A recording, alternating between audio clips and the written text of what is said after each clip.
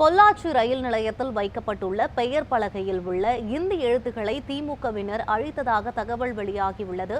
இதுகுறித்த கூடுதல் தகவல்களை நமது செய்தியாளர் பூபதியிடம் கேட்கலாம். பூபதி, பொள்ளாச்சி ரயில் நிலையத்தில் பெயர் பலகையில் இந்தி எழுத்துக்கள் பொறிக்கப்பட்டிருந்தது அழிக்கப்பட்டிருக்கிறது. இது பற்றிய கூடுதல் விவரங்கள் என்ன, சொல்லுங்க. வணக்கம் யுவராணி. அதாவது தமிழகத்தில் மத்திய அரசு இந்தி திணிப்பதாக கூறி இன்று காலை திமுகவினர் பொள்ளாச்சி ரயில் நிலையத்தில் வைக்கப்பட்டுள்ள பெயர் பலகையில் ஹிந்தி எழுத்தை அளித்ததால் பரபரப்பான சூழல் ஏற்பட்டுள்ளது. அதாவது 100 ஆண்டுகள் பழமை வாய்ந்த பொள்ளாச்சி ரயில் நிலையத்தின் முன்பகுதியில் பெயர் பலகை வைக்கப்பட்டுள்ளது. இந்த பெயர் பலகையில் முதலில் தமிழும், இரண்டாவது ஹிந்தியில், மூன்றாவது ஆங்கிலத்தில் என 3 மொழிகளில் பொள்ளாச்சி சந்திப்பு என்று பெயர் எழுதப்பட்டுள்ளது.